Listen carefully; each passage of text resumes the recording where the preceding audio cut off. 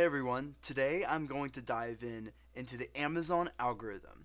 This is all speculative. I am not an Amazon guru or seeing the back end code or anything else like this, but this will give you a good insight of how the Amazon algorithm works in the back end after launching thousands of ranking campaigns for particular keywords for particular products and seeing what works, what doesn't tend to work, and what I see on best practices on how the Amazon algorithm currently works to the date.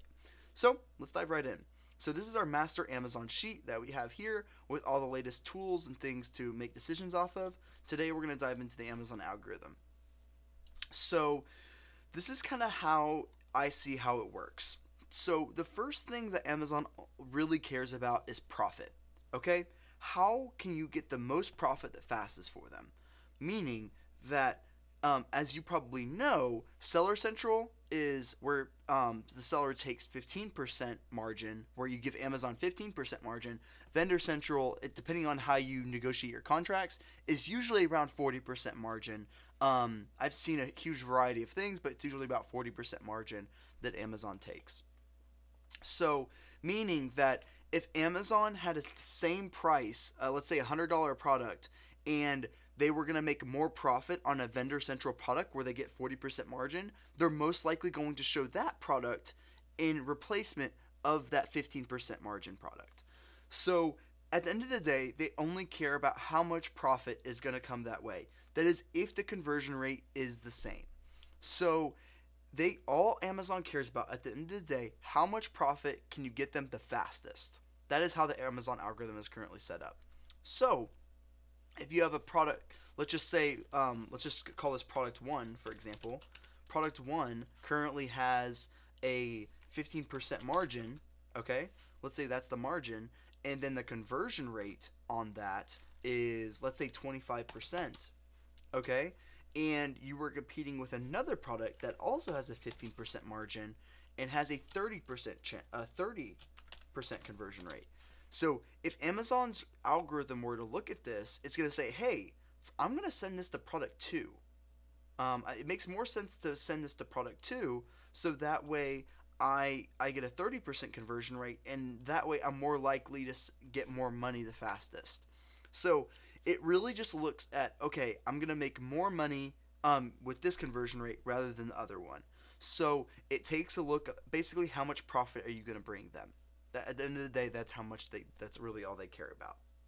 And this is if your price is the same, of course. So if this was a $100 product, it would be if both were $100, then that would be the margin would be exactly the same. But that's what they care about at the end of the day. So the second thing they care about is sales velocity. How many sales can you get them the fastest? This is a very, very important. 2 years ago, this wasn't as big as a deal. Sales velocity is huge now. It's one of the most important metrics you can bring to them.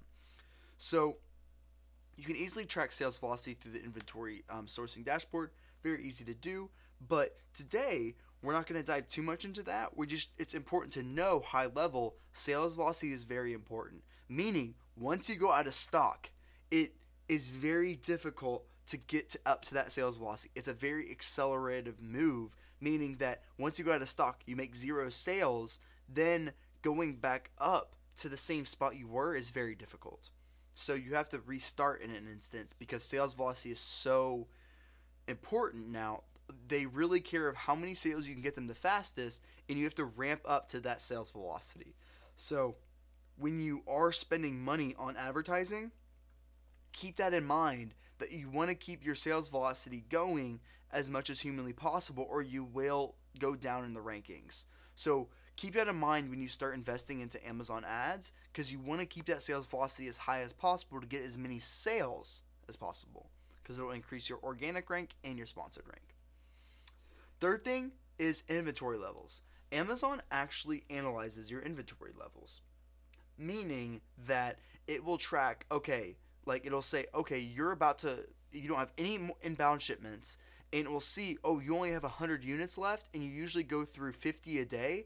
I'm going to start slowing down your sales so that way you essentially don't go out of stock faster, and it might push another product up quicker that has more inventory than you, because it basically is preparing, the algorithm is preparing to go out of stock essentially. So if it sees that you have low stock coming, it doesn't want to send all this traffic to when the person might do duplicate purchases or things like that. So once it starts getting low on stock, it starts deprioritizing your listing.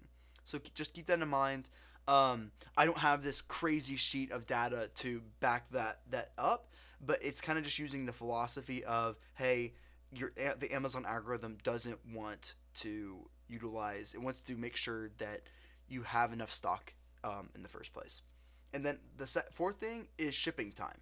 So shipping time is a very important aspect. People don't, it's less about the Amazon algorithm utilizing this, it's more of a conversion rate killer, meaning that people going to your Amazon listing saying, "Oh my gosh, it's going to take a month for this to ship.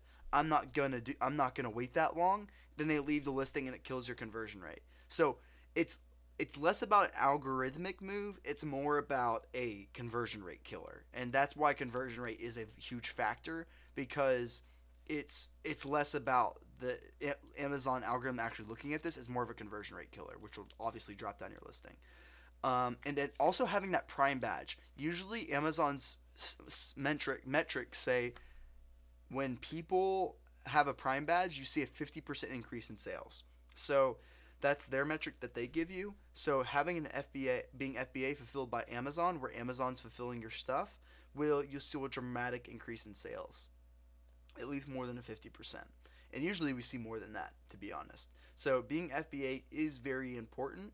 But if you were wanting to scale sales velocity and conversion rate, things like that, that will give you more things as well. So just keep that in mind. And also some things to note on that. After COVID, we noticed that FBM listings fulfilled by merchant, meaning you're shipping the listing itself, not Amazon, is actually sometimes getting prioritized more than FBA. Before COVID, this was never even a concept. Like, FBA was always going to win the buy box because Amazon always wants the control. They want the FBA fees. They had the fulfillment. But after COVID, we saw, oh my gosh, the fulfillment centers got so crazy that they said, hey, we need to stop the orders in FBA. Let's make it where the third-party sellers or the third-party shipment places, the 3PLs, let's push them to sell. Let the FBM listings take priority. And that's when we start seeing the Amazon algorithm prioritize these FBM listings over FBA, meaning that they're not getting the Prime badge anymore, that these non-Prime badge listings are winning the buy box, but not the Prime badge. Like, if you have the Prime badge, it's actually worse if you have that during COVID. So that's fascinating because they say this 50% increase with the Prime badge, but if the fulfillment centers start getting packed, then your Prime badge isn't as valuable anymore. They will actually push that lower. Keep that in mind. And as we approach, like right now, it's almost Prime Day, and then we have future other, keep that in mind that once the fulfillment centers get packed, it's in the algorithm saying, hey, once the fulfillment centers get packed, we need to start prioritizing FBM listings. So keep that in mind that you can have an FBA listing and an FBM listing on the same ASIN, the same Amazon product. Now they're different SKUs, but you can have them on the same product. So I always recommend clients to have some type of backup product on the FBM. So that should help you Amazon algorithmically to always make sure you prioritize FBA and prioritize FBM so you always win no matter what. And we recommend best practice anyway because Amazon might shut down your FBA listing but keep your FBM listing up. In case there's an inventory issue of some kind, most of the time Amazon will only shut down your FBA listing, and so you as a backup, you always have your FBM always running in the background. So just keep that in mind. Very good best practice. On the back end, I don't have any recommendations on like different 3PL shipping places that you can use for FBM. They all kind of suck, to be honest. I've never had a client say, oh my gosh, I love my 3PL. So just keep that in mind. So hopefully that makes sense. This is what I'm seeing on the back end for all the ranking campaigns that I have set up. Let me know if you have a different perspective on this. This is more speculative. on the ranking campaigns that I have run and best practices that I have seen so far. So this is by far not like I don't have all this data to prove it or anything else. It's mainly speculative, but it's to help give you a high level understanding of how the Amazon algorithm works in my perspective. Hopefully this provided a ton of value for you. Let me know if it doesn't. Thanks.